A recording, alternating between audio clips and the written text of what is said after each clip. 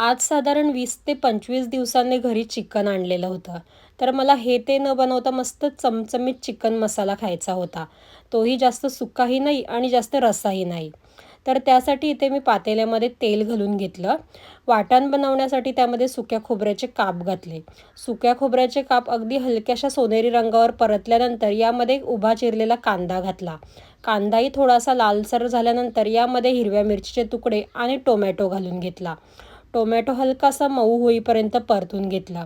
त्यानंतर सर्व साहित्य थंड करून त्यामध्ये कोथिंबीर घालून याचं वाटण तयार करून घेतलं. वाटण करताना त्यामध्ये थोडंसं पाणी घातलेलं. वाटण तयार करून झाल्यानंतर चिकन मसाला बनवण्यासाठी पातेल्यामध्ये खूप सारं तेल घातलं व त्यामध्ये फोडणीसाठी अख्खा खडा गरम मसाला घातला. त्यानंतर बारीक चिरलेला कांदा घालून कांदा गुलाबीसर परतल्यानंतर आले लसणाची पेस्ट घातली. पेस्ट ही थोडी वास जाईपर्यंत परतून घेतली. मग सर्व मसाले घातले.